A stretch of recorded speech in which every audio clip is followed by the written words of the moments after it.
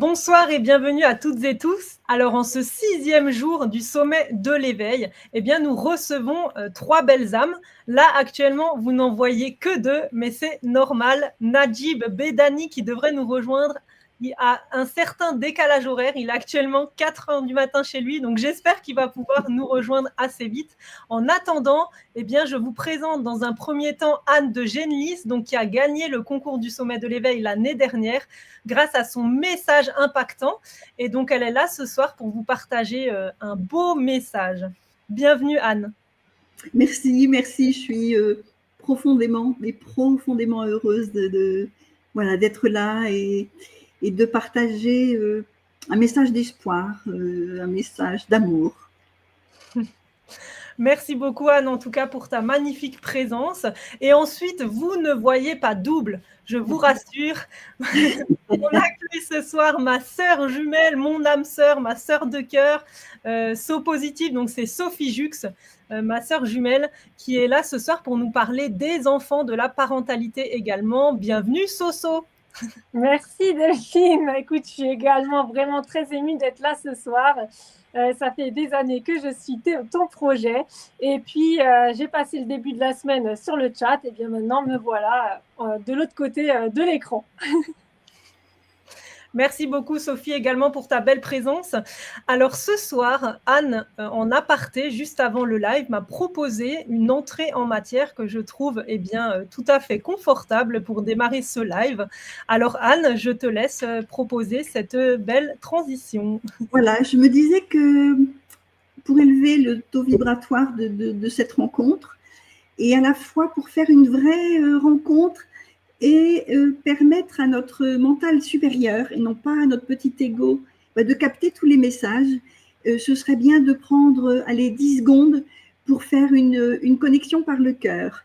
C'est-à-dire qu'on va tous, moi je vais envoyer à chacun des participants un lien, voilà, pour moi ça part de mon cœur sacré, donc le cœur sacré il est juste au-dessus du chakra du cœur, comptez 5 cm. Et je me connecte à votre cœur, vous vous connectez au mien, et on se connecte chacun à l'ensemble des participants. Donc, il va y avoir plein de rayons qui vont partir. Voilà. Je descends dans mon cœur. Oui, je vous sens là.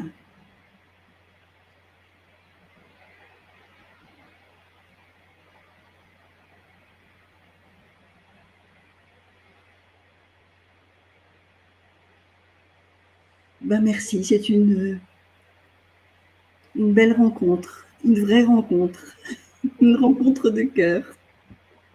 Merci. Merci beaucoup, Anne, merci. C'est une entrée tout en douceur et de connexion de cœur à cœur. Merci beaucoup pour cette proposition.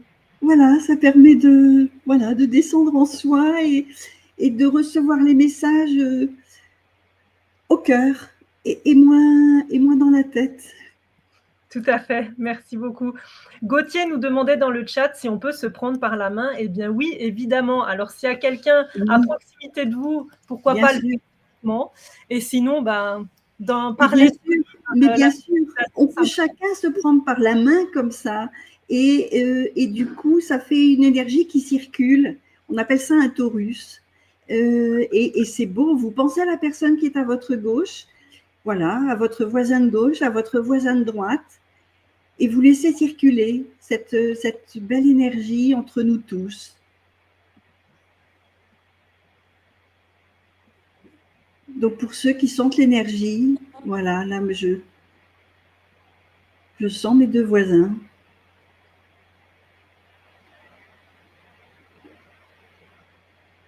C'est magnifique. Oui. Voilà, merci. Merci.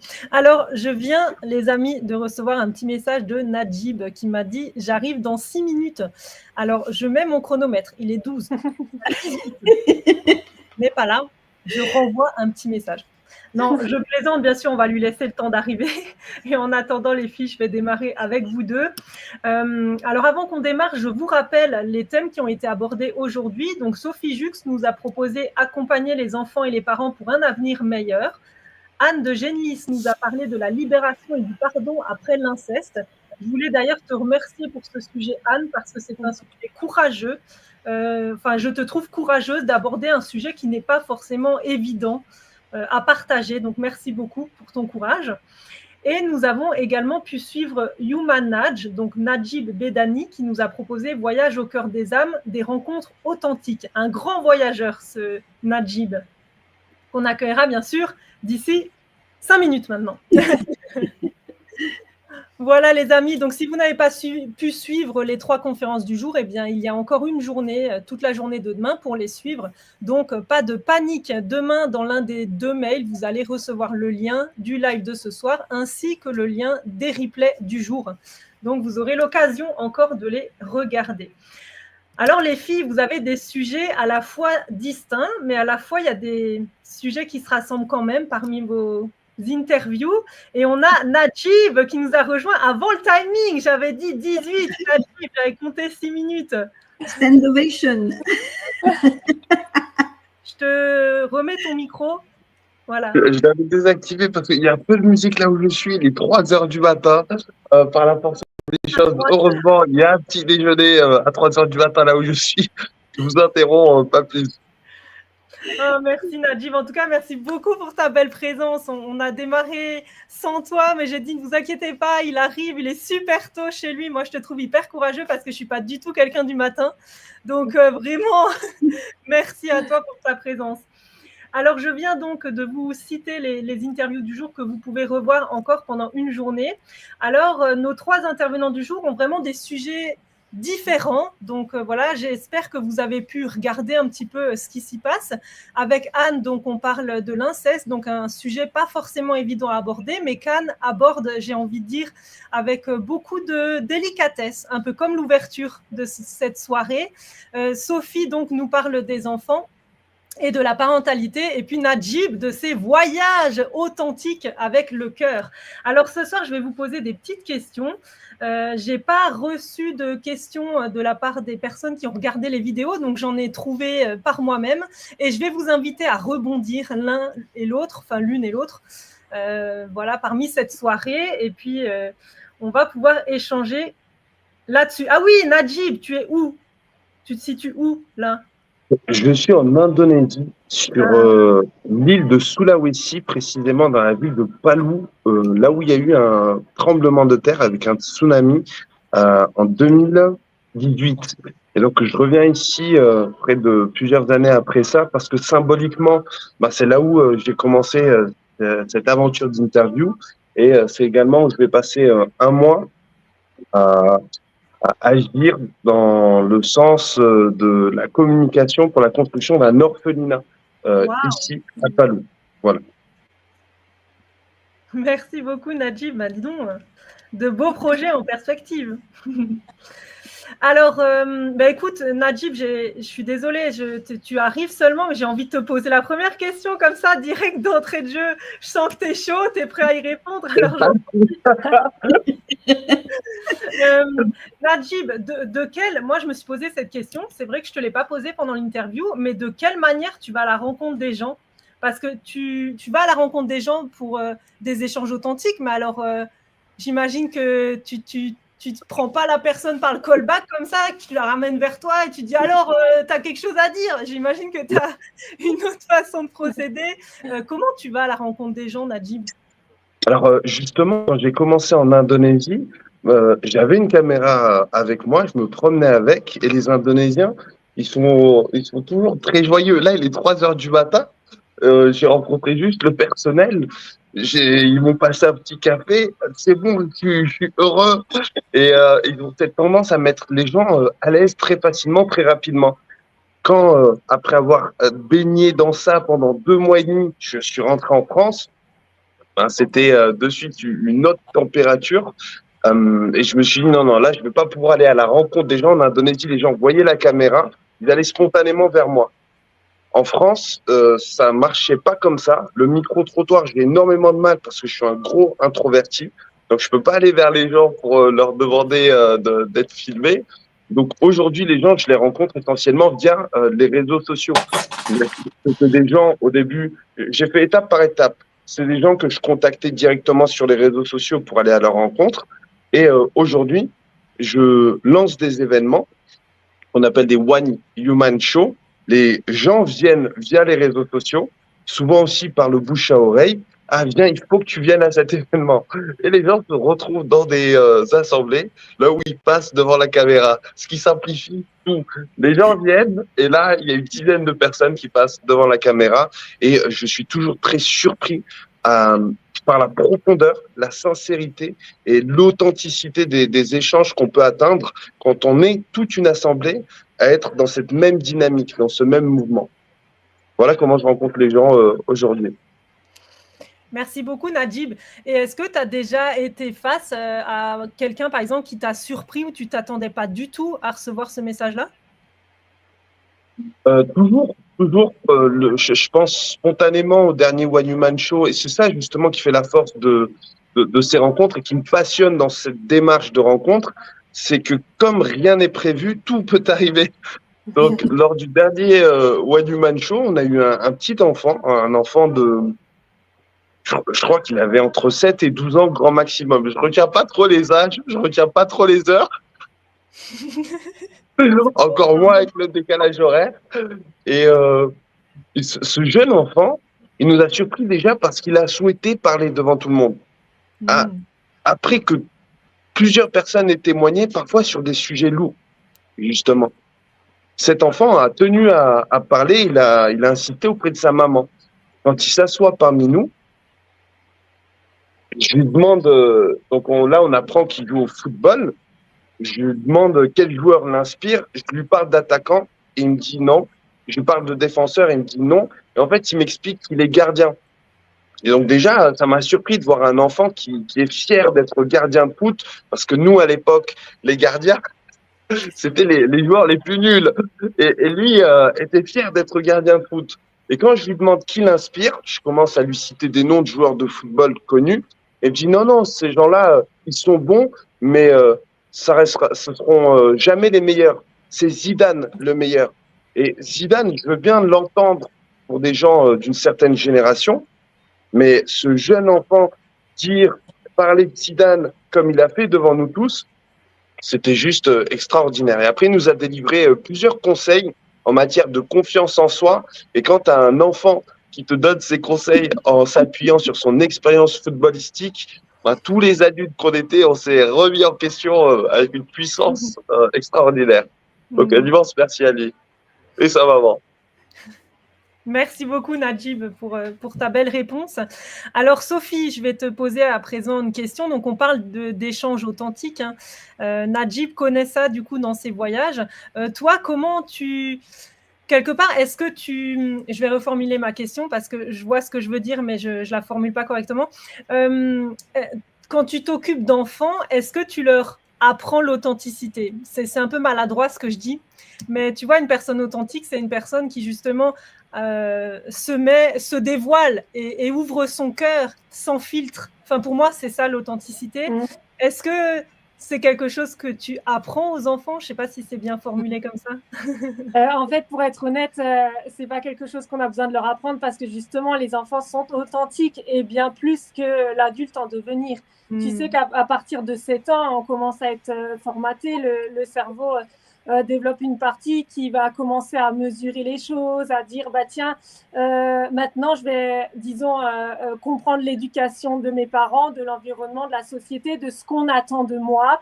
Donc je vais mettre en place des codes, des filtres, des règles, un cadre. Et à partir de là, du coup, on a moins, je dirais, cette authenticité, ou en tout cas, si, disons, on n'est pas accompagné par des adultes qui souhaitent que ça se développe et que ça se conserve, ça va un petit peu diminuer ou disparaître. Et ensuite, adulte, quand on va refaire du développement perso ou décider de reprendre sa vie en main, on va se remettre un peu plus dans l'authenticité. Mais un enfant, par définition, il est authentique. En fait, ils ont zéro filtre. Et c'est vraiment excellent parce que je le vois à travers mon métier, que parfois des enfants me racontent des expériences de vie, mais qui sont extraordinaires. Il y a zéro filtre. Merci beaucoup, Sophie. Alors, Najib, je précise quand même que positive, donc Sophie Jux a un air de ressemblance, c'est tout à fait normal. C'est ma sœur jumelle, voilà. Au cas où Heureusement que tu me l'as dit. Là, je me suis Ouais. prédit niveau sommet d'éveil. Là, on a atteint un stade Il y a plus extraordinaire. de La monde personne arrive à maintenant. se. Je voulais te rassurer, je me suis dit, il est 3 heures du matin, pas que tu crois que tu es mal réveillé, c'est normal, hein, c'est normal. Franchement, tu as bien fait. Tu as bien fait de me prévenir en avance.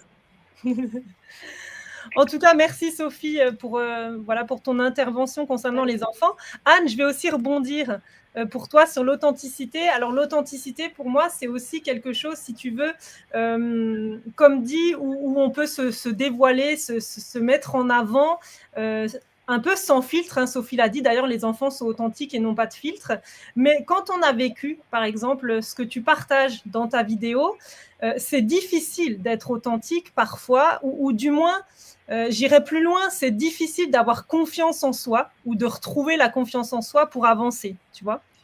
Et du coup, quelque part, ah oui, je te laisse répondre. Non, je t'en prie. Vas-y. Non, j'ai vu que tu voulais y aller, donc. Et ce qui nous rend non authentiques, c'est la peur. Voilà, ce sont toutes les peurs qui vont venir s'accumuler à partir certainement de l'âge de 7 ans d'ailleurs, à partir du moment où on commence à être adulte, à avoir des blessures. Voilà, c'est ça qui fait qu'on va commencer à mettre des masques. Et je pense qu'on finit par être authentique quand tout ça s'est tombé. C'est-à-dire quand la petite histoire que l'on a vécue se perd dans la grande, qui est l'histoire de qui je suis, et que les choses s'alignent. Du coup, il n'y a plus cette peur d'être qui on est, parce que c'est tout ça s'évapore. Enfin, je veux dire, ça s'effrite. C'est le long travail d'un cheminement. Il y en a qui vont rencontrer des gens dans d'autres pays, etc. Moi, je suis partie à la recherche de moi tellement j'étais perdue. Je m'étais perdue en chemin. Et voilà, ça a été des belles retrouvailles, parfois même des épousailles, parce qu'il faut réconcilier son masculin sacré avec son féminin sacré. Et puis là, d'abord les retrouver, les accepter, et puis les marier pour redevenir un, et partir, voilà, partir dans l'unité de qui on est et du grand tout. Puisque c'est en même temps tout un chemin spirituel qui m'a accompagnée dans cette démarche. Merci beaucoup Anne pour cette belle réponse. Alors on va retrouver Sophie dans quelques minutes. Je crois que ce soir il y a quelques petits soucis techniques, mais on va la retrouver, ne vous en faites pas, elle n'est pas partie bien loin. Anne, j'ai envie de rebondir par rapport à ce que tu nous partages. Quand on a vécu justement l'inceste, par exemple, c'est ce que tu partages dans ton interview, eh bien parfois le démarrage du chemin du pardon est très compliqué. S'il y a des personnes maintenant qui souhaiteraient faire cette démarche du pardon, est-ce que tu aurais un petit, je sais pas, une astuce, c'est un peu maladroit de dire ça, mais quelque chose qui pourrait leur permettre de démarrer, tu vois, ce processus. Le pardon, c'est un niveau de conscience. C'est un niveau de conscience quand on commence à rentrer dans la conscience de l'amour. C'est pas le pardon, il vient pas de l'affection. C'est pas enfin, en tout cas, le pardon de quelque chose d'aussi transgressif que l'inceste ou d'autres blessures qui seraient tout aussi graves. Ça veut dire qu'on a cheminé et que, en conscience, on prend conscience de qui est l'autre et que l'autre, à travers qui on est, c'est peut-être aussi un peu nous. À travers les existences qu'on a pu avoir, souvent je me suis dit, mais peut-être que tu as aussi agressé dans d'autres vies. On frôle tout ça. Et c'est ça qui m'a permis de devenir le pardon. On ne pardonne pas, on devient le pardon. Donc, je ne pense pas que le pardon, on puisse dire, bah, tiens, j'ai un truc en 3 étapes.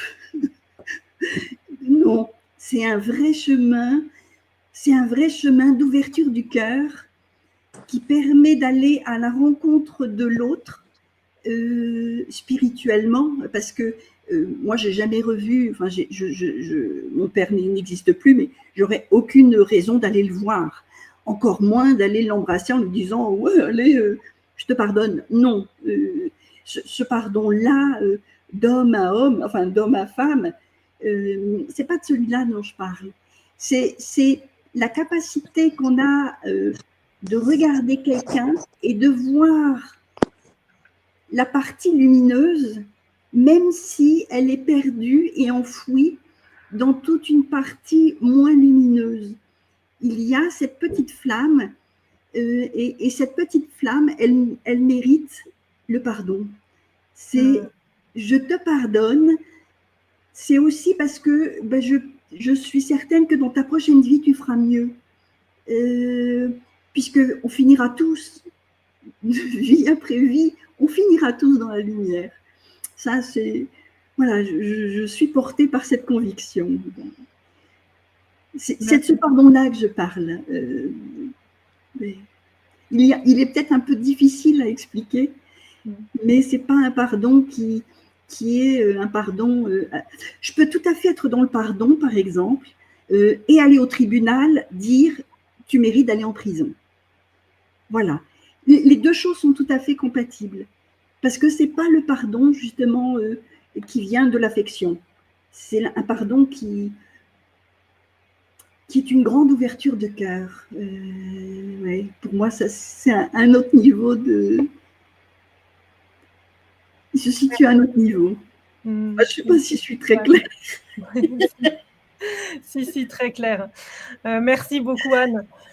Najib, est-ce que tu as aussi envie de partager pour toi, c'est quoi la voie du pardon? Déjà, je veux dire à quel point c'était clair, beau et puissant d'une profondeur. C'est un immense merci à toi, Anne, pour ce partage.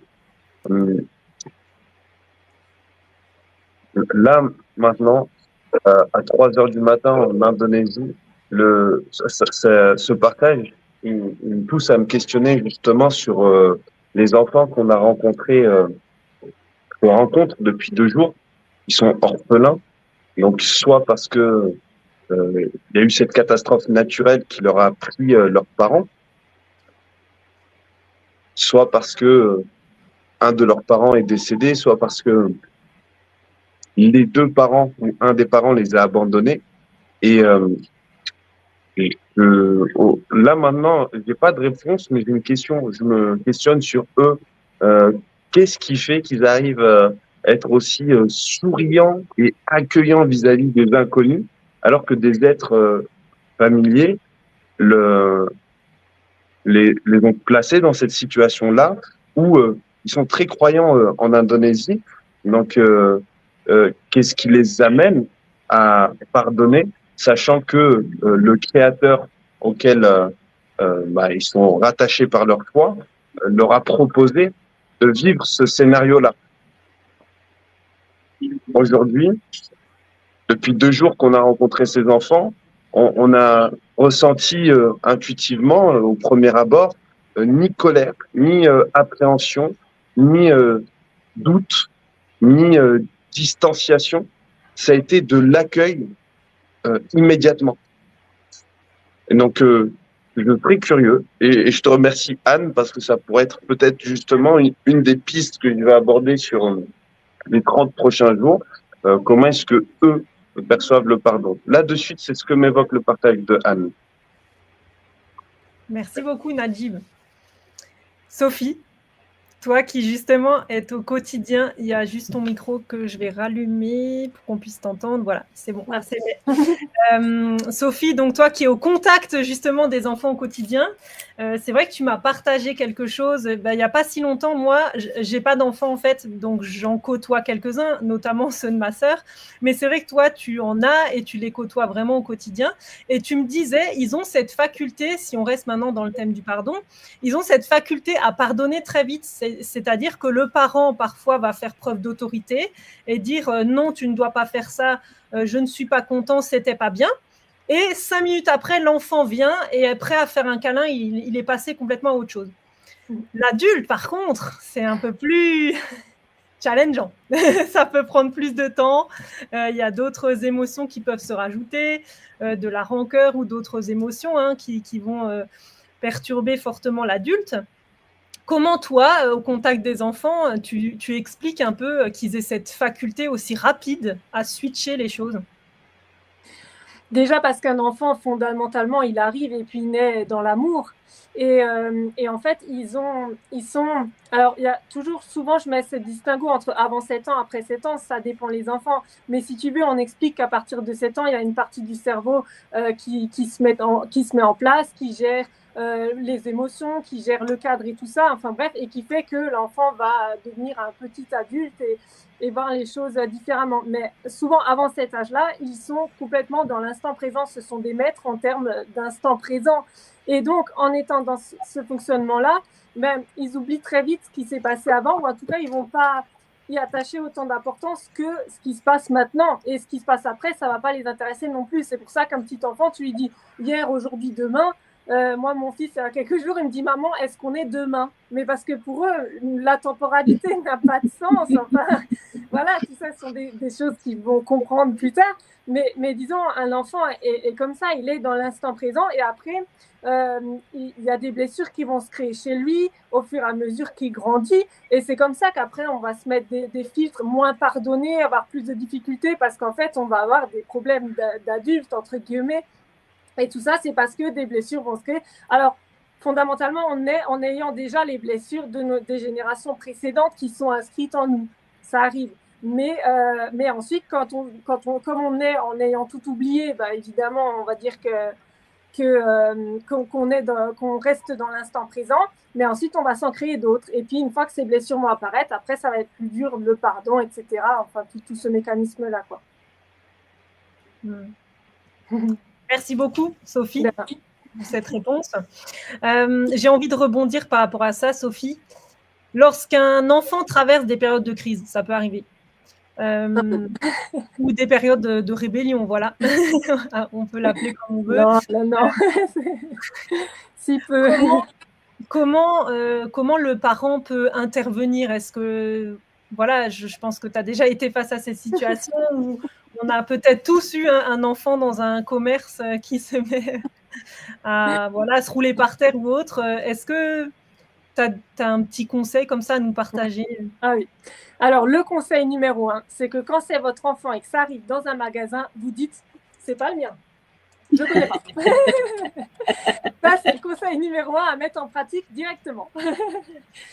Mais ensuite, il y a effectivement des astuces. Alors, il y a la théorie et la pratique. La théorie vous dira, je reste calme, je laisse passer la crise, je reste zen, j'accueille les émotions de mon enfant. Et ensuite, nous prenons le temps d'en discuter. Ça, c'est la théorie.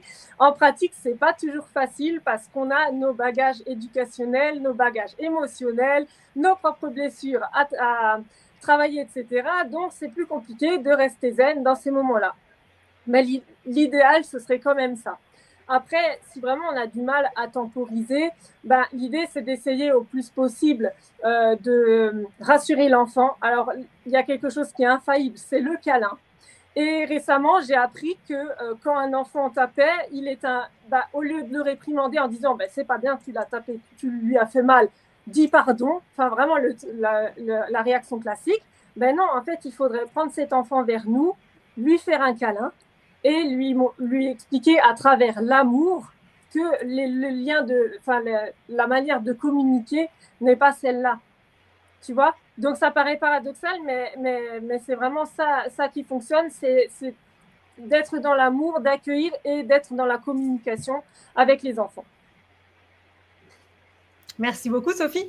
Je suis un peu passée du coq à l'âne, hein, faut se le dire clairement. Là, je suis passée de la notion du pardon à si on a une crise, mais en fait, ça m'est venu comme ça. Donc, voilà, pardon, Sophie, pour ce retournement de situation. Anne, je vais te donner la parole à présent. On va rester un peu dans le thème des enfants, c'est le thème de Sophie ce soir.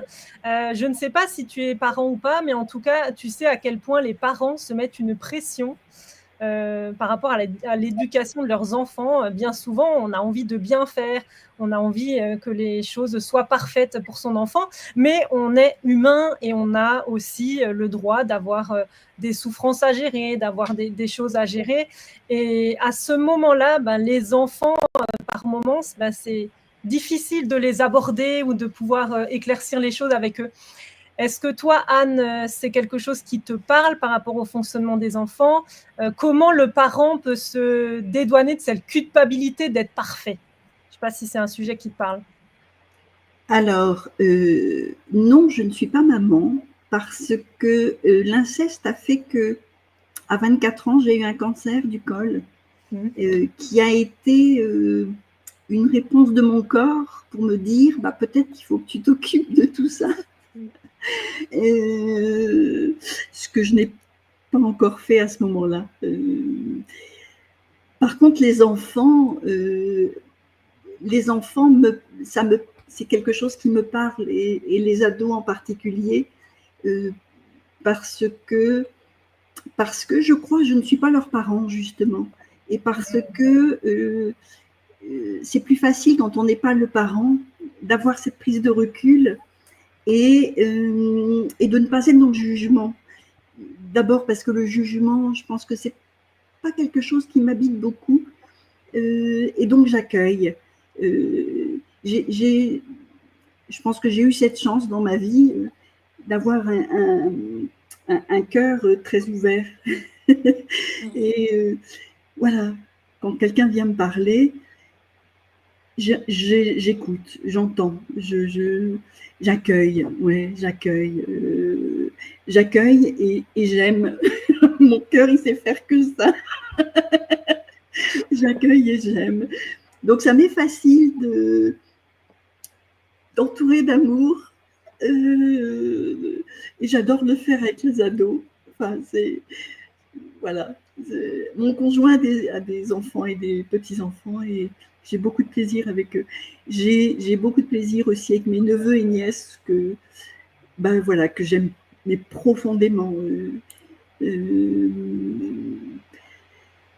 je trouve que la culpabilité, c'est quelque chose c'est quelque chose que je connais bien, parce que je pense qu'on ne peut pas être abusé sans avoir eu ce sentiment de culpabilité.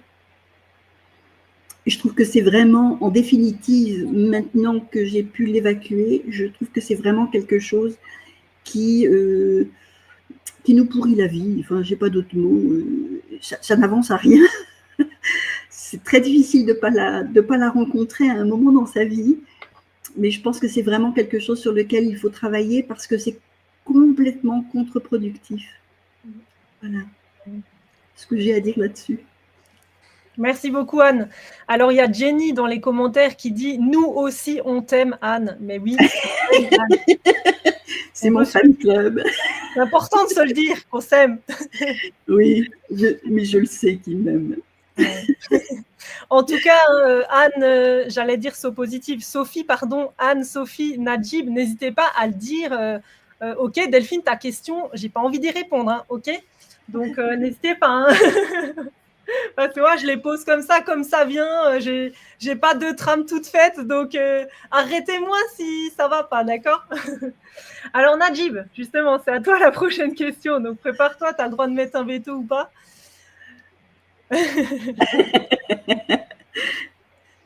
Ah. Le buzzer.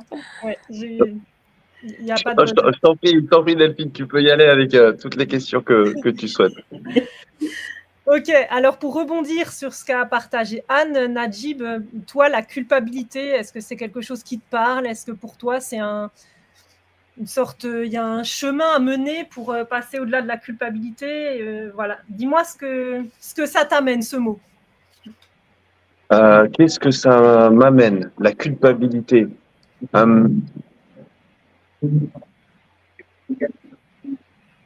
Alors, je trouve que c'est un bon propulseur.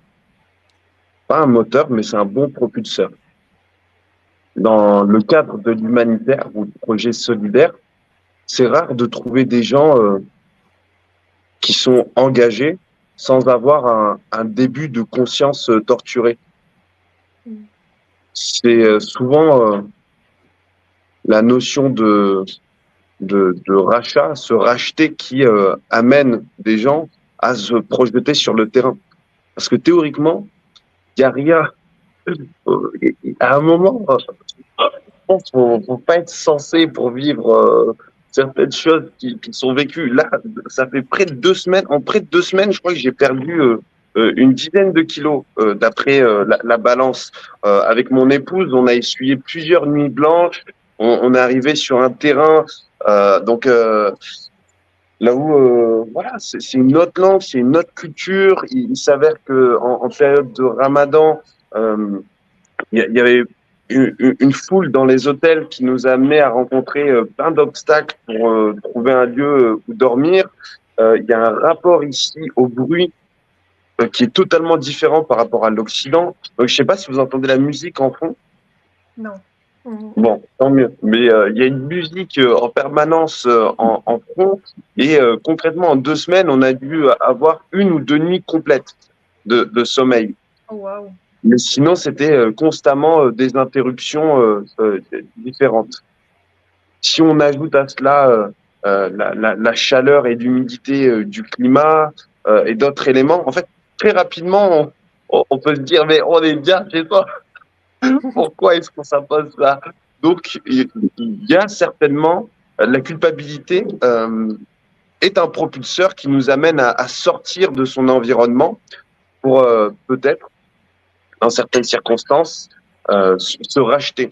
J'ai un ami yogi qui parlait du karma yoga, qui serait une forme de yoga à appliquer pour justement nettoyer ce passé ou ces bagages qu'on porte peut-être justement à travers les générations. Donc, ça peut être un propulseur et justement, c'est là où c'est important de se dire ça ne doit pas être le moteur. Parce que, ok, c'est top. Heureusement, en tant qu'humain, qu'on est amené à ressentir la culpabilité. Je trouve que ce sentiment-là, quand on le ressent, c'est un moyen de revenir à l'instant présent tout en étant connecté au passé. C'est très particulier. C'est une forme de lourdeur, de gravité qui est très bien illustrée par le fait que, en tant qu'humain, on peut pas s'envoler. On est constamment collé au sol. On est ramené là, à la terre, ou créé. Mais c'est pas parce que on ne peut pas s'envoler qu'on ne peut pas non plus entrer en mouvement. C'est pas parce qu'on ne peut pas s'envoler qu'on ne peut pas se déplacer, qu'on ne peut pas se mouvoir, qu'on ne peut pas faire preuve d'imagination justement pour traverser les océans, traverser les mers, traverser les ciels. Et je pense que c'est ça que ça vient faire, ou plutôt ce que ça m'évoque, c'est ça. Ok, je me sens coupable, d'accord. Comment est-ce que je peux, à partir de cette culpabilité, sans l'enterrer, sans l'enfuir pour autant, en faire quelque chose qui puisse être le plus utile à tout un chacun autour de moi, mais également à moi-même. Et très rapidement, dans une forme de cercle vertueux, on arrive à s'en détacher, s'en dégager,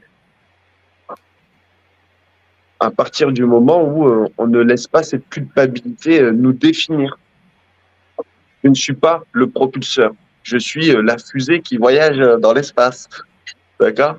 Et je crois que les fusées, une fois qu'elles ont été propulsées, justement, elles éteignent leur moteur et elles se laissent transporter par la vitesse. Mais là, je connais pas trop ces notions-là. Là, de suite, c'est ce à quoi ça me fait penser. Et ça me fait penser aussi aux personnes que je peux accompagner dans le cadre des psychothérapies qui vont avoir tendance Mais certainement moi le premier, hein, parce que si je les ai en consultation, c'est que ça doit entrer en résonance avec ce que je suis ou ce que je fais. Mais parfois, j'ai le sentiment que cette culpabilité, elle est entretenue comme un jardin.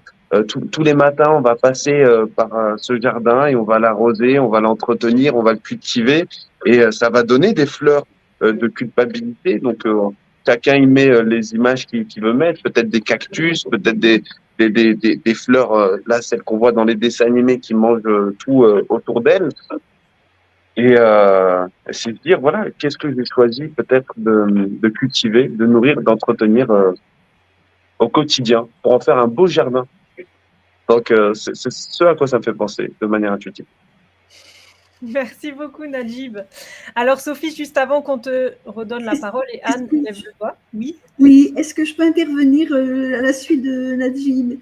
Oui. Je trouve que quand on est comme ça dans un chemin de guérison, la première question à se poser, c'est qu'est-ce qui nous retient au fait de partir dans la guérison?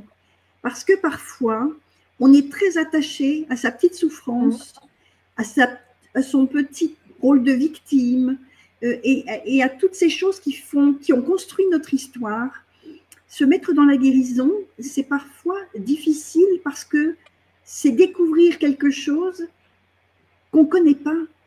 C'est aller vers quelqu'un, on ne sait pas qui on est. Et partir à cette découverte en se disant, bah tiens, mais si je suis plus victime, bah, qui je suis, c'est un vrai travail de désidentification qui peut parfois être quelque chose d'extrêmement puissant dans le fait qu'on va garder ces petits traumatismes parce que voilà, ils nous rendent intéressants et puis on peut se plaindre et puis bon, c'est pas facile, hein, voilà, je dis ça sans jugement, mais voilà, c'est ce que ça m'évoque. Merci beaucoup, Anne. Merci. Moi, ce que ça m'évoque aussi, la culpabilité, j'ai aussi envie un peu de partager avec vous. C'est un peu comme un faux ami, je trouve, la culpabilité, ou plutôt, j'ai pas le bon mot qui vient comme ça, mais en tout cas, c'est pour vous dire que parfois, on culpabilise pour une situation ou parfois pour une personne en se disant oh, j'ai mal fait pour cette personne, elle m'en veut. Et donc, on va culpabiliser en se disant elle m'en veut, elle m'en veut, elle m'en veut. Et un jour, on croise cette personne et on lui dit voilà, écoute, je suis désolée, ça fait des mois que je m'en veux parce que je t'ai fait ceci et cela. Et la personne, elle dit en fait, non, j'ai pas senti ça comme un affront. Et donc, on est capable de culpabiliser parfois sur des situations, mais la personne en face, elle vit pas du tout l'histoire de la même manière. Et je vais vous partager une petite anecdote qui est vraie, hein. Je ne sais pas du tout si les personnes me regardent ce soir, mais en tout cas, j'ai vraiment envie de partager ce moment-là parce que moi, ça m'a tellement émue que ça m'a mis les larmes, en fait. Il faut savoir, je vous avais partagé il y a quelques années de ça, que j'avais tout quitté. Donc, j'avais quitté la grande distribution pour entamer tout un autre chemin, notamment un peu plus spirituel dans l'accompagnement, tout ça. Et puis, récemment, j'ai eu quelques difficultés, tout ça, qui m'ont amené à retourner dans la grande distribution. Et donc, j'ai eu la chance d'avoir 2 entretiens. Et lors d'un de ces 2 entretiens, le directeur me dit il y a quelqu'un qui vous connaît dans l'entreprise. Et là, sur le moment, j'ai été complètement déstabilisée. Et je me suis dit oh my God, vu que je suis partie il y a quelques années de l'entreprise, pas la même, hein, mais une autre, et du coup, cette personne, elle m'en veut. Et puis, elle va me dire ouais, Delphine, t'as vu comme t'es partie, tu nous as laissés, tu nous as abandonnés, c'est terrible. Et du coup, je suis devenue, mais je crois, blanche et livide. Et le patron me dit ça a l'air de vous déstabiliser. Et je lui réponds non, pas du tout, c'est juste que je suis surprise qu'il travaille ici. Mais en réalité, oui, j'étais complètement à l'intérieur de moi, je me liquéfiais et je me disais mon Dieu, mais qu'est-ce qu'il va penser de moi quand il va me voir? Et en fait, il n'était pas au courant que j'étais à l'entretien. Et à ce moment-là, je vois le directeur prendre son téléphone et il dit, il s'appelait David, et il dit, David, montez. Et là, je me dis, oh my God, en plus, je connais David. Et donc, il s'avère que ce David entre dans la pièce, et là, je le vois. Et puis moi, il y a une émotion qui est montée où je me suis dit, waouh, mais j'aimerais trop le prendre dans mes bras, en fait. C'est quelqu'un que j'apprécie énormément, mais voilà, je suis un entretien, je ne peux pas. Et en fait, il vient vers moi direct et il fait « Oh Delphine, mais je suis trop contente de te voir, ça fait des années que je te suis, mais ton parcours est incroyable. Franchement, je suis tellement content de voir ton parcours. » Et là, j'étais bouche bée et je le regarde. Et franchement, j'ai pas su quoi répondre, alors j'ai juste balbutié un moi aussi, je suis contente de te voir. On s'est fait la bise. Et puis il est reparti. Et après coup, je me dis, mais même pas, je lui ai demandé s'il allait bien en fait. J'étais complètement perturbée par la situation. Et puis une fois qu'il part, j'ai les larmes qui montent et je me dis, oh là là, la honte à un entretien. C'est vrai que des fois, j'ai quand même un peu ce jugement qui revient envers moi et je me dis, sérieux, tu vas pleurer pendant un entretien d'embauche? Non, mais il manquait plus que ça. Enfin bref, en tout cas, l'entretien c'est bien fini. J'ai eu un poste, tout va bien. Mais voilà, pour vous dire que ben moi, pendant des années, j'ai parlé de mes cauchemars dans l'interview avec Najib, mais pendant des années, enfin, depuis que j'ai quitté ce fameux emploi, ben, j'étais torturée et je rêvais que je rencontrais un ou plusieurs employés de mon ancienne boîte et qui me disaient « Tu nous as trahis, t'es parti, tu nous as trahis ». Et depuis, je ne les fais plus, ces genres de cauchemars, en fait. Ça a comme guéri cette situation. Enfin bref, vous allez dire, je ne sais pas ce que vous allez en penser, mais je sentais que c'était le moment de partager ça, que parfois on culpabilise pour des choses, mais qui ne sont pas perçues de cette manière-là par les autres. Voilà, Sophie, tu as peut-être envie d'intervenir par rapport à cette magnifique histoire. Alors non. Ok, merci. Non, je plaisante. Non, oui, c'est vraiment touchant. Et d'ailleurs, ça me fait vraiment beaucoup rire parce que je t'imagine dans la situation et je me dis, mais oui, ça peut être tellement malaisant parce qu'on croit toujours être dans la tête de l'autre et se dire, forcément, il pense ça de moi, il a dû me trouver bête, il a dû me trouver moche, Mais en fait, non, les gens, déjà, ils sont en train de penser à qu'est-ce qu'ils vont faire à manger tout à l'heure, qu'ils doivent chercher les gamins à l'école et ils ne sont pas forcément, tu vois, à être dans le jugement de l'autre ou à l'observer. Et donc, quand tu dis ça, ça me rappelle, ça me fait beaucoup penser à ça, qu'on pense être dans la tête de l'autre. Merci Sophie. Alors Sophie, je vais te reposer une question du coup concernant les enfants. C'est ton thème quand même principal de ce que tu nous proposes. Sophie, par rapport aux enfants, tu sais que parfois c'est un peu challengeant d'avoir une communication apaisée. Voilà. Parfois, c'est difficile de communiquer. Et puis, les adultes ont aussi leur histoire, voilà, leur éducation. Il y a des éducations aussi. Et du coup, parfois, cette communication, elle est entravée. En fait, on a des choses qu'on a envie de dire à son enfant, mais on n'arrive pas à lui dire. Et ça crée une certaine distance. Les enfants, ce sont des éponges, ils ressentent tout. Donc, ils ressentent qu'il y a cette distance. Et comment on peut briser la glace, Sophie ? Écoute, j'ai envie de te dire, vraiment, ce qui me vient tout de suite là, c'est de dire de se connecter au cœur. Vraiment, quand tu es dans l'amour et quand tu te rapproches de ton enfant à travers ce lien, j'ai envie de dire, tous les messages peuvent passer, tu vois. Et tout à l'heure, Anne l'a bien expliqué. Quand tu veux réussir justement à communiquer à ton enfant que c'est difficile, etc., tout ça, ce qui est bien, c'est d'éviter le jugement, effectivement, parce que plus on va juger les paroles d'un enfant, même indirectement, sans faire exprès, dire « Ah, t'as fait ça à l'école, franchement, c'est pas terrible. » On a l'impression qu'on a juste dit une chose banale, mais pour les enfants, à partir du moment où on émet un jugement sur ce qu'ils disent, ils ont de moins en moins envie de se confier et de moins en moins envie de nous dire les choses. Et c'est pareil aussi dans notre sens à nous. Il y a aussi le fait de se connecter à son authenticité, tu l'as dit tout à l'heure très justement, parce que plus on va être dans justement cette authenticité avec notre enfant dans notre communication, et plus on va pouvoir passer des messages, de dire voilà, mea culpa. Voilà ce que j'ai dit, je regrette, j'ai dit ça, et là, dans ce moment-là, j'étais énervée, donc je m'excuse parce que tu vois, ça n'a rien à voir avec ton comportement ou avec ce que tu as dit, mais je suis fatiguée en ce moment, j'ai beaucoup de travail, je me sens dépassée, et donc il m'arrive d'avoir une réaction excessive avec toi. Et ça, c'est important. Je prends un exemple, voilà, un exemple parmi tant d'autres, mais là, dans cette situation, c'est très important d'avoir ces mots avec l'enfant, parce qu'un enfant spontanément va toujours penser que c'est de sa faute pour tout ce qui se passe dans une maison, tout ce qui se passe dans son environnement. Quoi qu'il arrive, je ne sais pas, quelqu'un tombe, quelqu'un se fait mal, quelqu'un pleure. Voilà, par exemple, un parent se met à pleurer parce que, je ne sais pas, il a des difficultés financières, il vient de se faire quitter par sa moitié. Enfin voilà, je veux dire, un enfant va forcément se dire, voilà, il pleure à cause de moi. Donc, c'est toujours important d'expliquer aux enfants aussi les choses, tout en ayant des filtres quand même pour l'enfant en bas âge, parce que son cerveau est pas assez mature, je dirais, pour comprendre tous les termes et comprendre tout le contexte, etc. Mais c'est bien de dire les choses. Merci beaucoup, Sophie. Voilà. C'est très marrant hein, quand même d'avoir sa sœur jumelle l'interviewer le soir comme ça, en direct dans En le fait, sommet. on est en train de boire un café. Voilà. Il y a un côté un peu cocasse, je trouve, à la situation. C'est la première fois que vous vous retrouvez ensemble en live? Oui. D'accord. Bah, merci à vous pour cette honneur que vous nous faites ce soir, enfin ce matin. Oui. Non, et surtout avoir cette sensation de se voir à l'écran, mais en double, comme ça. Ah, ça va, on se ressemble pas tant que ça non plus. Bon, bref, c'est un peu hors sujet.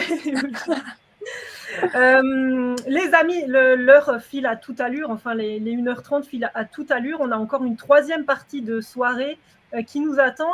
Juste avant, j'aimerais vous parler du coffret du sommet de l'éveil. Alors, je sais que je vous en parle depuis lundi, mais c'est important que vous ayez l'information un petit peu tous les jours et que vous ayez connaissance parce que voilà, vous venez peut-être d'arriver dans le sommet de l'éveil. Il y a encore des inscrits chaque jour hein, parce que les vidéos sont encore disponibles à chaque fois 48 heures. Donc, il y a des inscriptions qui ont lieu tous les jours.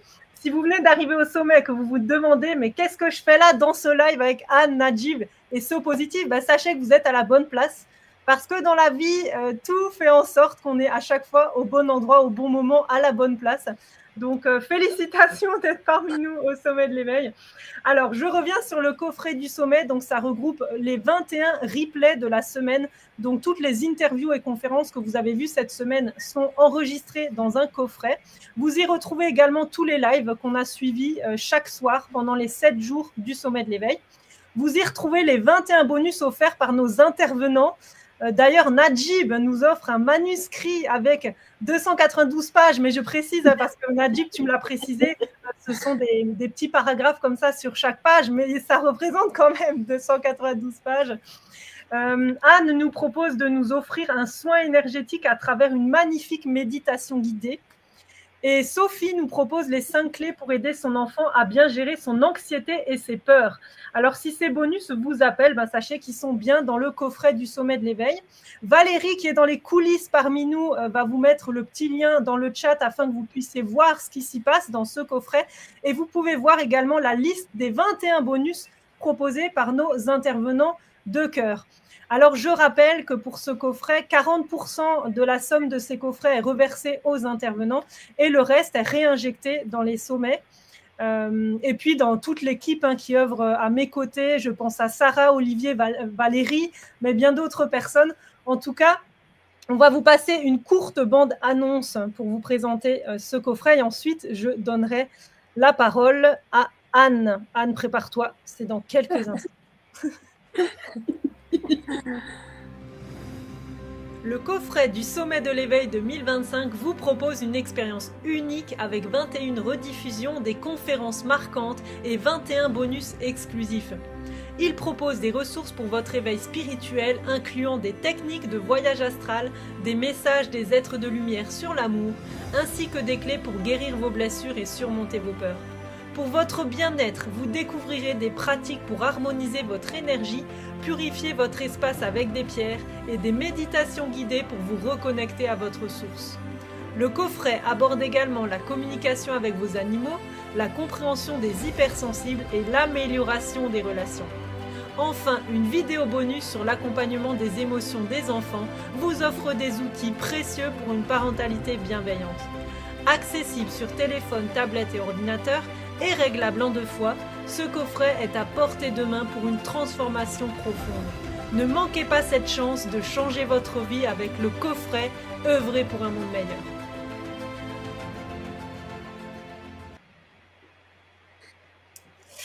Et voilà, alors nous avons perdu Najib entre-temps, mais je crois qu'il revient parmi nous. Ah oui, il est revenu, mais alors Ah non, je croyais que c'était dans une autre pièce, mais non, tu es toujours dans la même. Bienvenue Najib dans cette soirée. Merci de nous faire honneur de ta présence. On va y arriver. Yes. Oui, oui. Je voulais accéder au chat, en fait, et je me suis déconnecté totalement sans faire exprès. Mais c'est dommage hein, si tu n'accèdes pas au chat parce qu'il y a de beaux messages dans le chat. Mais bon, voilà. Après, je vous partagerai si vous voulez, Anne et Najib et Soso, pardon. Le chat, je pourrais vous le partager par après. Alors Anne, cette question, elle est, j'ai envie de dire, hyper importante et vraiment, je dirais, j'allais pas dire complexe, mais si ce soir, Anne, je te donne la parole, j'ai pas de questions précises. Je veux simplement que tu partages ton message. Je voudrais revenir sur le pardon, en fait, parce que j'ai vu plusieurs messages dans le chat. Oui. Alors, je ne sais plus exactement ce que c'était quand je les ai vus passer, mais je crois qu'à un moment, quelqu'un dit qu'on n'a pas à pardonner à l'autre, mais que c'est à l'autre de faire son chemin.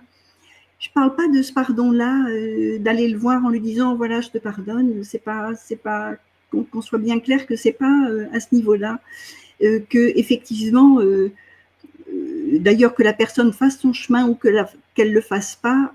J'avoue que personnellement, je m'en fous complètement. C'est son chemin, c'est pas le mien. Par contre, c'est important quand même pour moi de pardonner, parce que c'est aussi placer cette histoire à sa vraie place de ce moment-là, c'est-à-dire dire je te pardonne, point, terminé, cette histoire-là ne fait plus partie de ma vie. Enfin, elle fait partie parce que quand on a eu je veux dire, quand on se coupe, on a une cicatrice. Donc, effectivement, ce n'est plus une coupure, ça reste une cicatrice. Mais cette cicatrice, elle est aussi toutes les qualités que l'expérience m'a offert. On est riche des traumas qu'on a traversés. Parce que si on regarde bien, les différentes, comment dire, tout ce que j'ai dû traverser pour en arriver là où je suis aujourd'hui, ben c'est devenu moi. Et ça me semble aussi être très, très important. Donc, pardonner, c'est aussi clôturer le dossier en disant, ben voilà, maintenant, j'avance vers autre chose. C'est fini, ça a terminé. Je pense que j'ai été au bout de l'affaire. Comment faire? Eh ben, c'est, je dirais un peu comme Najib est parti à l'aventure, ben, c'est partir à son aventure intérieure. Si on est vraiment dans des énergies qui sont très basses, moi je vous conseille vraiment de vous faire aider, parce que ça me semble très compliqué de faire ça tout seul. Des personnes vont se présenter sur votre chemin, c'est presque automatique. Posez l'intention à un moment de dire voilà, moi, cette histoire, ben, je veux la guérir. Je pose mon intention et je dis, ben voilà, maintenant, vous me mettez les personnes sur mon chemin qui vont m'accompagner. C'est incroyable, toutes les personnes qui m'ont accompagnée sur ce chemin. Mais ça va de mon premier directeur, voilà, qui a été mon mentor, une personne qui a été importante et qui m'a montré. Il était un peu dans un management paternaliste, ce qui n'est pas étonnant dans ce dont j'avais besoin, et qui m'a montré ce que c'était qu'un homme bienveillant, ce qui m'a permis ensuite de vivre une première relation amoureuse. Et puis, alors bien entendu, les relations amoureuses ont été un peu chaotiques parce qu'on ne sort pas d'événements comme ceux que j'ai vécus de façon simple. C'est un cheminement, c'est simplement se dire je me mets en chemin. Donc comment faire? J'ai pas la recette, j'ai pas une recette toute faite. C'est mettez-vous en marche. La vie, elle va vous amener ce dont vous avez besoin. Parce que des gros traumatismes, même des petits, mais qui vous paraissent importants en tout cas dans votre vie, on est accompagné pour ça, on est aidé pour ça. On va avoir les qualités qui vont nous permettre de traverser ces épreuves-là. On va avoir des personnes bienveillantes qui vont venir à nous et on va chercher le bon thérapeute. Moi, je me souviens que le jour où j'ai choisi mon psychanalyste, je l'ai choisi. Alors, il disait pas grand-chose, je l'avais croisé. J'ai vu ses yeux qui brillaient, qui étaient pleins d'amour. Je me suis dit, ah, lui, c'est lui. Voilà, ses yeux. Il est capable de rire et de sourire. C'est la vibration qu'il portait. Je me suis dit, bon, allez, j'y vais. Et je suis partie pendant 4 ans en psychanalyse, ce qui n'était pas suffisant, parce qu'après, il va falloir aller travailler l'énergétique. Et puis, on est dans la matière, il faut vivre. Voilà, et ben on vit des expériences, on va travailler, on va aimer, on va se séparer, on va recommencer, et puis petit à petit, les choses vont, je ne vais pas dire disparaître, mais voilà, la guérison, elle arrive, elle est au bout du chemin. Merci beaucoup, Anne. Merci pour ton message. Et d'ailleurs, il y a Rachel dans le chat qui a écrit « La paix d'Esprit Saint, se libérer de nos blessures pour guérir ». J'adore ce jeu de mots. Oui. Merci, Rachel, merci. Mais oui, et c'est important parce que dans le mot « gai », il y a toute cette joie intérieure qui, après, nous transporte. C'est un feu, enfin, voilà, qui... Oh, Najib, ça a l'air vraiment super bon, ce que tu manges. Peux-tu nous partager, s'il te plaît, ce que tu es en train de déguster? C'est des fraises, non? Non, c'est pas des fraises. Je ne sais pas comment s'appelle ce fruit. C'est un fruit. Je crois que c'est. Je suis pas sûr, mais je crois que c'est de la goyave, mais je suis pas sûr. Je mange un fruit dont je ne suis pas sûr de l'identité. Ou la papaye, je sais pas. C'est quoi? Ah, alors c'est pas du tout de la goyave, effectivement. Peut-être que c'est de la papaye. Ouais, je pense que c'est de la papaye. C'est plutôt de la papaye, en effet. Bon. Ah bah, en effet. Mange-le en conscience. Ouais, c'est très très bon. J'ai 3 quarts d'heure pour profiter de ce buffet. C'est pour ça que je me permets de manger en même temps, d'écouter ce magnifique partage. Bah, écoute, bonne dégustation, Najib. Alors Sophie, à ton tour de répondre. Quel est le message que tu as envie de nous transmettre ce soir? Qu'est-ce qui te vient par rapport à déjà ce bout de soirée qu'on a passé ensemble? Eh bien, écoute, moi, j'ai envie de dire que pour moi, j'ai envie de parler justement de... Tu sais, tu poses toujours cette question, qu'est-ce qu'on peut faire pour œuvrer pour un monde meilleur? Et j'ai envie d'y répondre maintenant, du coup. Ok. C'est le moment. Et en fait, je pense que ça passe, forcément, je vais dire, par accompagner les enfants, mais en fait, j'ai envie de dire aussi les adultes, vers leur meilleure version d'eux-mêmes. Et quand je dis ça, c'est d'aller vers ce qui nous appelle et ce qui nous correspond vraiment. En fait, j'ai l'impression que maintenant, encore plus en 2025, on est tous appelés à ça. C'est-à-dire de dire fini le temps où on faisait ce qu'on attendait de nous, fini le temps où on faisait les choses parce que c'était bien, parce que c'était beau, parce que ça se faisait, parce que voilà, parce qu'il y avait des débouchés dans ce métier, etc. Tu vois. Moi maintenant, je pense que vraiment, il faut aller vers nos passions, vers là où on a de la joie. Et je mets un point d'honneur dans ce que je pratique au quotidien à faire ça, en accompagnant justement les enfants pour qu'ils aillent vers ce qui les anime, en fait, finalement. Et pareil pour les parents. Et je le vois dans mon quotidien, même les parents que j'accompagne, récemment encore, il y a une maman qui est venue me voir et qui m'a dit tu sais, en fait, ce que je fais dans la vie, le métier, ça m'anime plus du tout. En plus, je mets mes enfants chez toi, alors je t'adore et j'adore la façon dont tu t'occupes de mes enfants, mais en faisant ça, j'ai une certaine culpabilité parce que je fais quelque chose à côté qui ne me plaît pas ou plus, ou pas trop. Et en plus, j'ai moins de temps pour mes enfants puisque je fais ça. Et moi, j'ai vraiment à cœur justement d'accompagner ces personnes en disant, alors change.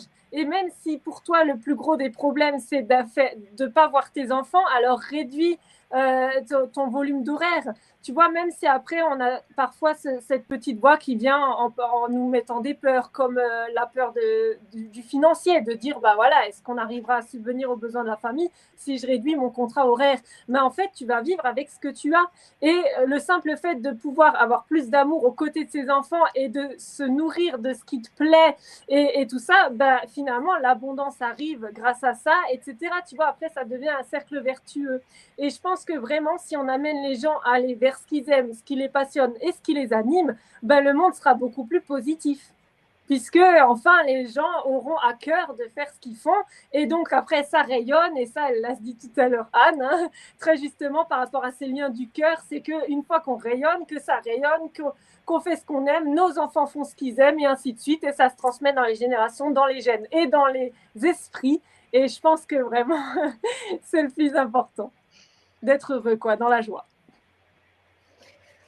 Merci Sophie pour ton enthousiasme, ta belle énergie, ça fait vraiment plaisir. Mais en plus, moi, je te connais au quotidien et en fait, tu es comme ça au quotidien. Sophie, il faut savoir, elle est comme ça au quotidien en fait. Elle est petite, elle parle tout le temps et elle a toujours quelque chose d'intéressant à dire. Non, mais c'est vrai en plus. Elle est super. Merci Sophie, en tout cas pour ton intervention. Et je trouve que tu as donné un peu la recette du monde meilleur. Hein.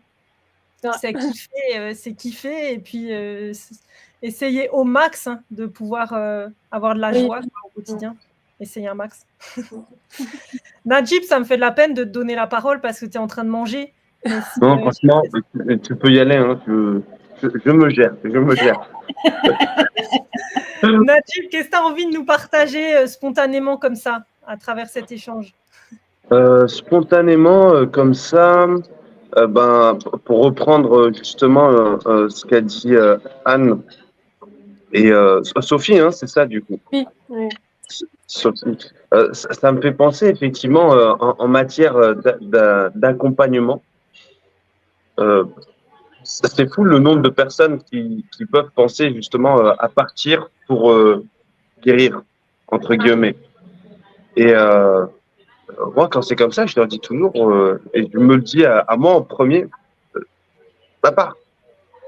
Même si au final, c'est pour ressentir le besoin de revenir ici, te rendre compte qu'au final, il y avait tout déjà ici chez toi. Si tu ressens cet appel, pars.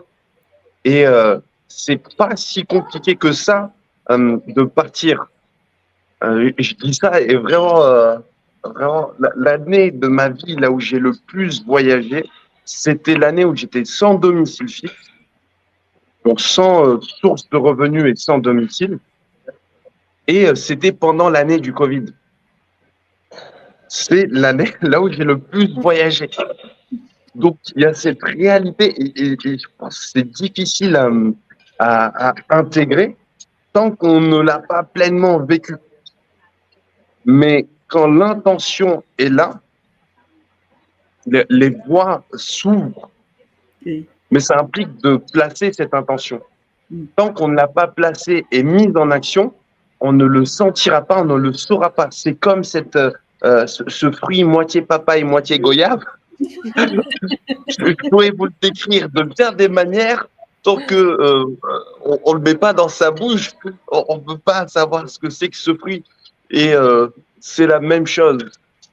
Si ça ne va pas, l'un des meilleurs, en tout cas celui que moi j'ai pu expérimenter, chemin de guérison, de compréhension ou d'élévation en conscience, c'est de bouger, c'est de se déplacer. Là, je suis en Indonésie, mais je pense au Sénégal. L'année dernière, au mois d'octobre, il y a 2 ans, au mois d'octobre, j'étais en Casamance, au Sénégal. On était en train de faire un tour des familles en situation d'extrême précarité. On rencontre 2 profils, mais 2 profils qui nous mettent une claque sur notre conception du monde tel qu'on est persuadé, cette vérité telle qu'on est persuadé de la vivre. Le premier cas, c'est une dame âgée. Elle doit avoir peut-être, je ne saurais même pas vous dire son âge. Je ne sais même pas si elle sait quel est son âge. Sois pas vexant. Hein. Pardon ? Ne sois pas vexant sur les dames âgées. C'est pour ça que je ne donne pas de numéro. Je ne sais pas quel est le nombre de son âge, mais en tout cas, ça se voit que c'est une dame. D'ailleurs, elle fait partie d'un collectif des dames les plus respectables du village, auquel le village va régulièrement se référer en cas d'incident. Ce que je trouve extraordinaire dans ces sociétés-là, c'est cette mise à l'honneur justement des personnes qui ont connu la vie. Et malgré cette mise à l'honneur, cette dame veuve nous expliquait qu'elle pouvait vivre 8 mois dans l'année sans aucun salaire. 8 mois dans l'année sans aucune source de revenus. On l'a questionnée, du coup, comment est-ce qu'elle mange, comment est-ce qu'elle se nourrit?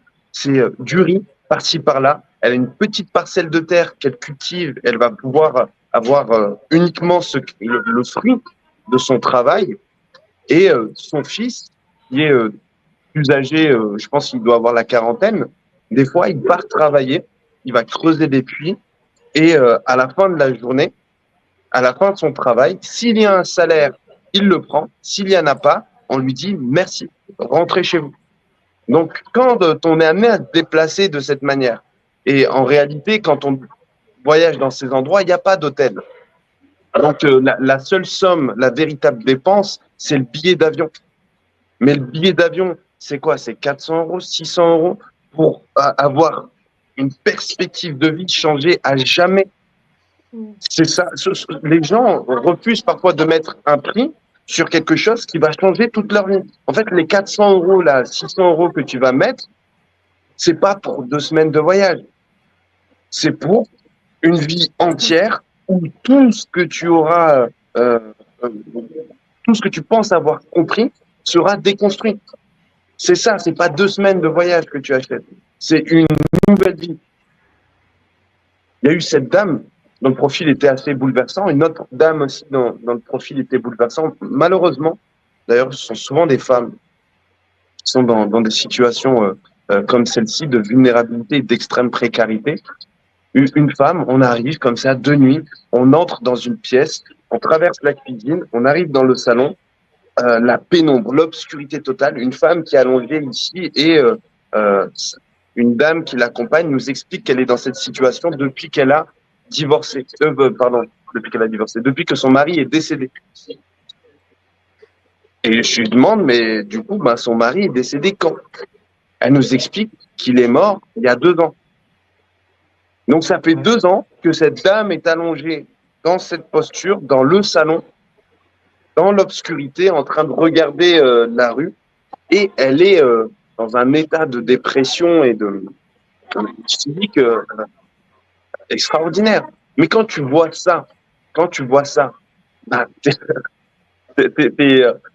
alors t'es pas peut-être obligé, c'est pas le bon terme, mais je vais te dire comme ça, t'es obligé d'être heureux.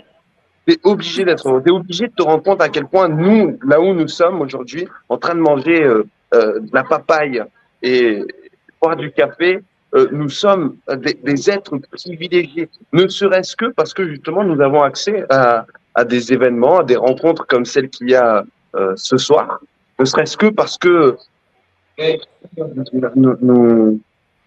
nous sommes nourris, abreuvés par de la matière auquel d'autres n'ont pas accès. Et justement, ça vient nous connecter à cette responsabilité peut-être, ce pouvoir que nous avons tous de pouvoir impacter les autres à travers notre expérience personnelle et notre pouvoir de redonner.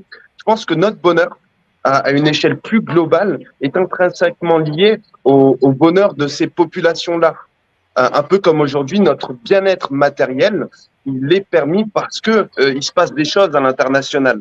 Mais là, c'est rentré dans des considérations géopolitiques qui nous dépassent certainement.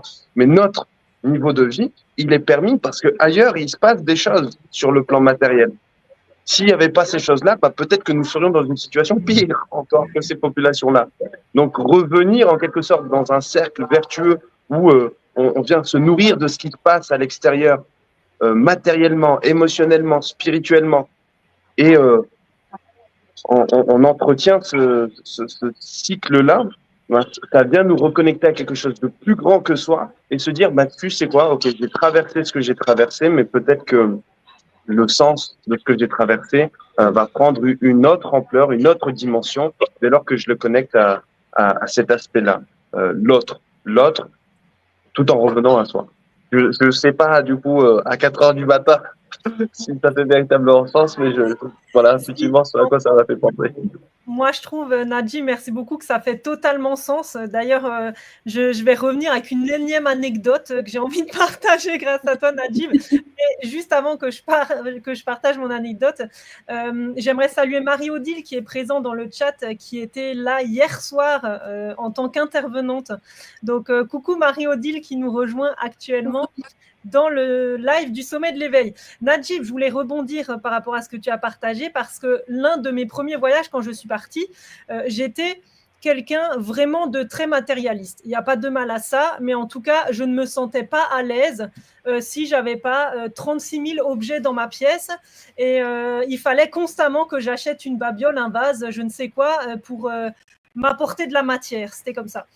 Et l'un de mes premiers voyages, on va dire un peu plus lointain, je suis partie en Thaïlande et j'arrive là-bas en fait et j'avais choisi une femme superbe pour les voyages et en fait elle m'avait dit, je te préviens, ce sont des voyages authentiques. Alors je dis oui, ok, ça marche, l'authentique, ça me plaît, enfin voilà, ça, c'est cool. Et en fait on arrive dans un lieu, une famille de Thaïlandais, donc c'était chez l'habitant, et puis on rentre et puis là elle dit voilà où on va dormir. Et en fait, je me rends compte qu'il y avait un matelas, mais sans drap, en fait, enfin, juste le matelas comme ça. Et puis, on était à deux, à dormir dans le même. Et puis, c'était hyper minimaliste. Il n'y avait pas d'armoire, il n'y avait pas d'étagère, rien. Et alors, au premier abord, quand je suis rentrée, je me suis dit, mon Dieu, mais qu'est-ce que je fais là? Et puis après, j'ai passé 14 jours là-bas et en fait, j'ai kiffé ma life.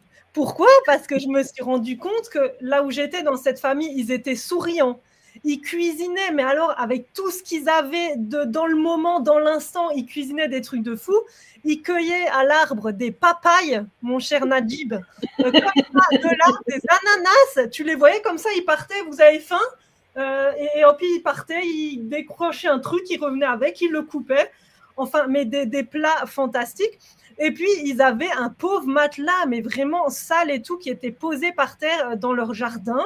Et je me disais, punaise, c'est quand même bizarre d'avoir un matelas comme ça. Donc, j'avais ce côté un peu jugeant, vous savez, de me dire, ouais, qu'est-ce qu'ils font avec un matelas? Et puis, d'un coup, le soir, ça m'a complètement changé mon état d'esprit. Je vois le jeune de la famille partir et s'allonger comme ça sur le matelas et regarder les étoiles. Et j'étais là, my God, tout mon jugement, tout a été mis complètement à plat. J'étais là, mais en fait, ça n'avait pas de sens ce que je pensais à ce moment-là. Enfin, je veux dire, c'est ce que j'émettais parce que c'était tellement beau ce qui se passait. Et quand je suis rentrée de ce voyage, et vous pouvez même demander mes proches, c'est totalement vrai, je ne veux plus de bibelots. C'est-à-dire que, ok, j'ai un petit tableau par-ci par-là, mais je ne veux plus de choses comme ça parce que ça me parle beaucoup moins. J'ai envie de plus de simplicité. Voilà, il y a des choses comme ça où j'accroche moins parce que ça a changé mon état d'esprit. Et en fait, au quotidien, ces gens-là, ils souriaient. Et je sais pas, c'est comme un état d'être qu'ils ont. Et puis, ils étaient tout calmes. Alors, je dis pas que c'est toute la population qui est comme ça, mais moi, ça m'a choquée parce que j'étais là, bon, il est 14h, on n'a encore rien fait de la journée. Quand est-ce qu'on va prendre le petit Big, non, je sais plus comment ils appellent ça, l'espèce de mobilette à roulette, enfin, un truc comme ça, là, et tout. Et j'étais là, et puis on va faire, on va voir un temple, un truc, enfin, on agit. Et puis, ils étaient là, tout cool. Et puis, ils mangeaient n'importe quand dans la journée, comme ça. Enfin, c'était toute une autre philosophie de vie et ça m'a appris énormément. Donc, oui, Nadjib, je ne sais pas pourquoi j'en suis arrivée là. Pardon d'avoir monopolisé l'attention.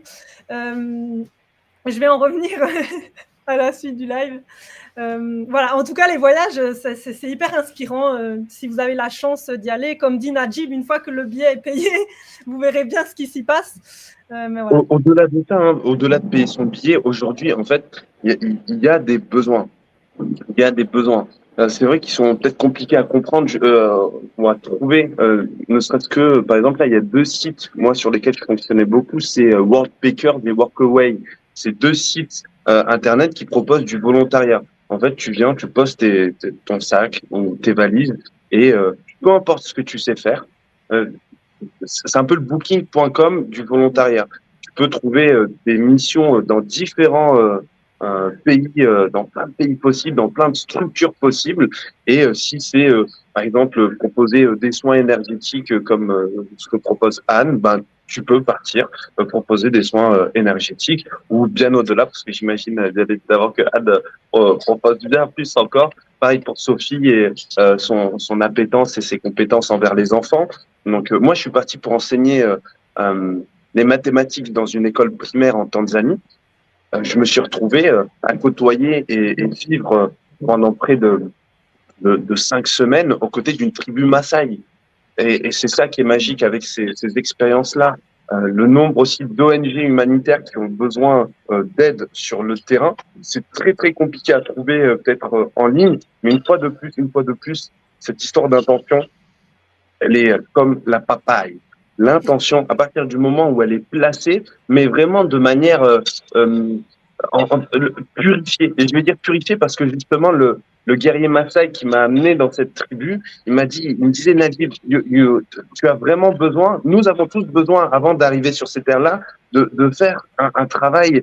Et il faisait ce geste-là, comme nettoyer son cœur, déposer les armes de son ego pour accéder à ces terres-là, à ces territoires-là. Et on le voit, on le vit en humanitaire, beaucoup peuvent peut-être y aller en étant persuadés d'apporter quelque chose, mais c'est pas dans ce sens que ça se fait. Justement, là, c'est pas dans ce sens. C'est venir déposer tout, là, et être prêt à accueillir tout ce qui va venir. Merci Najib. J'adore quand tu éteins le micro, comme pour dire « it's over ». Merci. En plus, moi, j'ai vraiment envie de valider, vous savez, comme une mascotte ou quelque chose d'officiel, le fruit du sommet de l'éveil, la papaye. Moi, je valide. Sophie, où est-ce qu'on peut te retrouver? J'imagine sur ton site internet. Est-ce que tu as des projets? Est-ce que tu as quelque chose? Dis-nous, où est-ce qu'on peut te retrouver prochainement? Alors actuellement, j'exerce surtout en local. Tu le sais, j'organise des ateliers enfants-parents sur les thèmes du créatif, de la nature et de la cuisine. Donc, je fais surtout ça autour de chez moi. En revanche, j'ai des projets futurs sur mon site internet de proposer des outils pour accompagner justement des petites problématiques qu'on peut rencontrer avec les enfants assez courantes, le sommeil, l'alimentation, des choses comme ça, pour accompagner au mieux les parents. Merci beaucoup, Sophie. Je laisse apparaître ton site sur l'écran, comme ça, si vous avez l'occasion de prendre note et de découvrir ce que Sophie nous propose. Merci beaucoup, en tout cas, pour cette soirée. Sophie, merci de ta belle présence et merci de ta première participation au Sommet de l'éveil. Merci à toi, Delphine. Je peux encore ajouter un petit mot? Je t'en prie. Merci. Oui, je voulais simplement vous dire à vous qui regardez le sommet de l'éveil de vous faire confiance parce que si vous êtes là, c'est pas par hasard, on l'a tous dit ce soir. Et vraiment, le sommet de l'éveil, c'est de l'or en boîte. Alors, je le dis parce que ça fait 4 ans que je te suis dans les coulisses, Delphine, et je trouve que c'est magique parce qu'à chaque intervention, même si parfois on se dit, bah tiens, ce sujet-là, il m'intéresse pas spécialement, bah hop, on allume l'interview et on se rend compte qu'en fait, waouh, il y a forcément une phrase, quelque chose qui nous touche. Et je crois qu'on peut être nombreux à le dire, que ce soit dans le chat ou pour les personnes qui regardent, que le sommet de l'éveil nous a déjà énormément aidé pour changer de vie ou pour toute autre problématique ou même pour s'éveiller. Et je pense que vraiment ce que tu fais, c'est magique et c'est essentiel. Et donc, j'espère que ça va perdurer. Et je te remercie encore infiniment de m'avoir invité à participer à ce sommet. Merci, Russ. Merci beaucoup, Sophie. Et je vous assure, je ne l'ai pas payé pour ça. Donc, merci beaucoup pour ce joli commentaire. Merci pour ta belle présence. Anne, je vais te donner la parole, mais juste avant, j'aimerais vous remercier, vous qui écrivez de beaux messages dans le chat, Marie-Laure, Brigitte, Magali, notre sœur à toutes les deux. Il y a Christelle aussi, une de nos sœurs. On est 4 filles, dans la famille. Donc, merci pour vos beaux messages. On les lit, on les voit, on les reçoit. D'ailleurs, Najib, excuse-moi Anne, je vais revenir sur toi. Il y a quelqu'un qui a dit « Pardon, j'ai mal écrit ton prénom ». Alors, Najib, j'ai boycotté ton B pendant un moment, mais je t'assure que maintenant, je l'ai intégré, Najib. Merci à toi d'avoir honoré le B. Alors Anne, où est-ce qu'on peut te retrouver prochainement? Est-ce que tu as des projets prévus? Qu'est-ce qui t'anime? Ce qui m'appelle, mais c'est vraiment un appel, là aussi vous allez dire qu'à chaque fois je parle de mon cœur, mais c'est vraiment un appel du cœur. Ça va être d'accompagner les personnes qui ont été abusées. Parce que toute ma vie, avant que je sois en capacité de mettre des mots et de le dire, beaucoup de personnes sont venues me voir pour me parler d'abus. Moi, je n'osais jamais leur en parler. Donc, j'étais capable de les entendre, j'étais capable d'accueillir ce qu'ils me disaient, mais j'étais incapable, moi, de dire, bah, tu sais, moi aussi.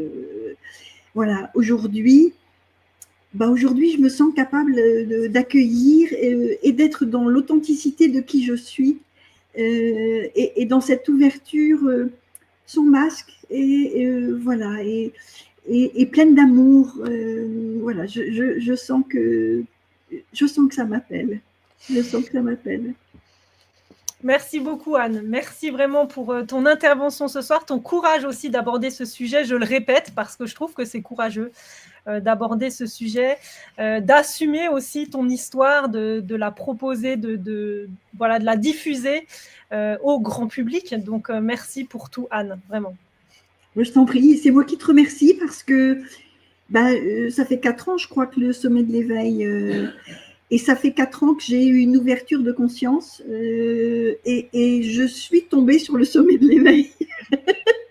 Donc, voilà, ça fait 4 ans que je te suis, 4 ans que je grandis aussi à travers tout ce que j'ai pu entendre. Et donc, quand je me suis retrouvée à intervenir, ça a été un grand honneur pour moi. Voilà. Et merci profondément.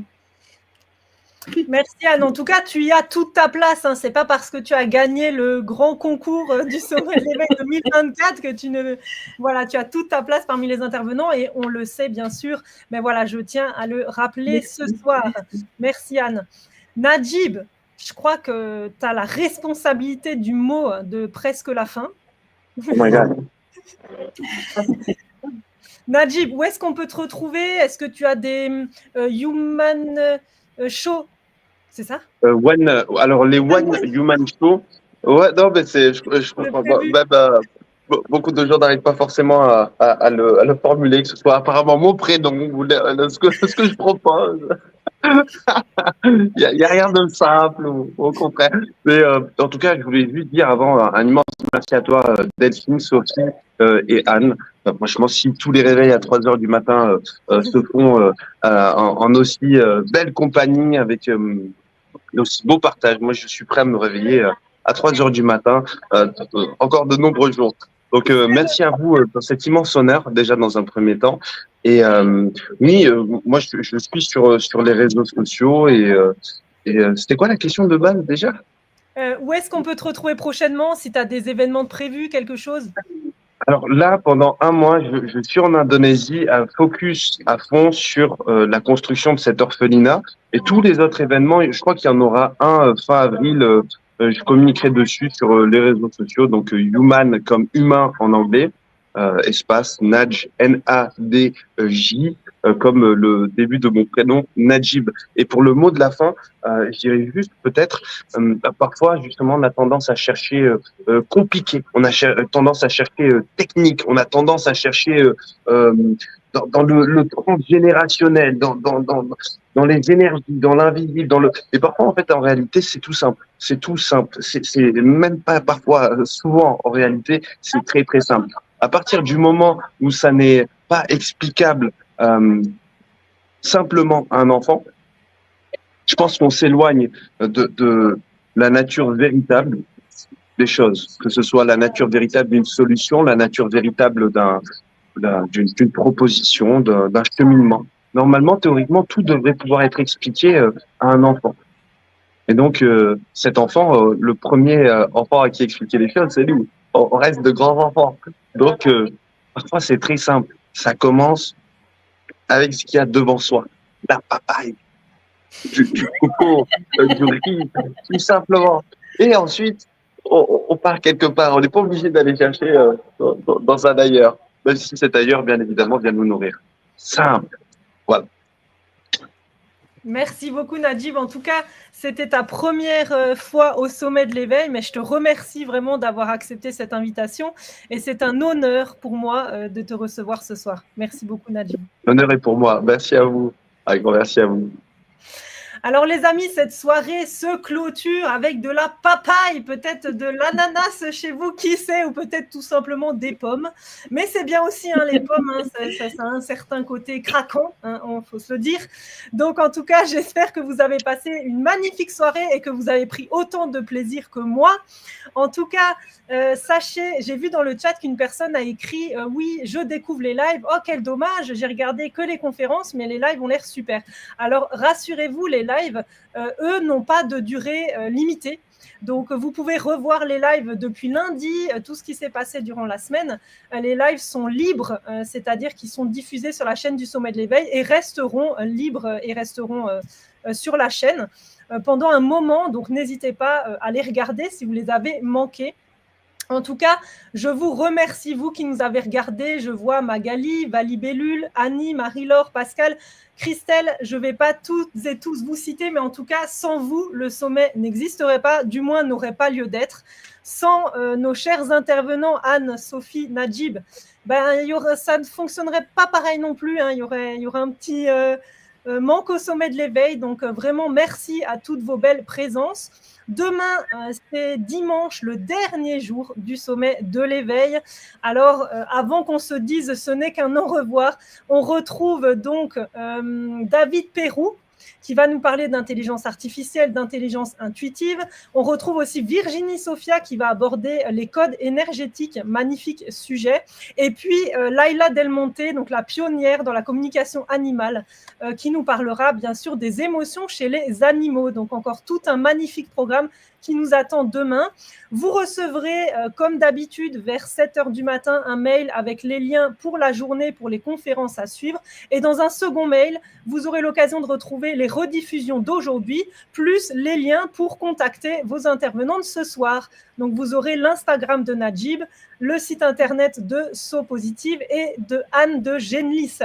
Voilà, je crois que j'ai tout dit. Je vais vous laisser peut-être passer une belle journée, une soirée, une nuit, peu importe où vous vous trouvez sur la planète. En tout cas, j'ai été ravie de vous retrouver ce soir. Et une dernière chose hyper importante, sachez que moi, je n'aime pas trop les au revoir. Donc, demain soir était censé clôturer ce sommet de l'éveil. Mais sachez que lundi, je vous ai réservé une petite surprise. Et lundi soir, nous aurons un live exceptionnel avec une personne, une Québécoise, dont je vous cache encore le nom pour le moment. Mais nous parlerons de la scolarité, notamment du harcèlement scolaire et du bien-être en milieu scolaire pour nos enfants. Voilà, je vous ai dévoilé le thème en avance, mais en tout cas, sachez qu'il y aura une petite soirée bonus lundi. Voilà, préparez-vous, ça va être génial.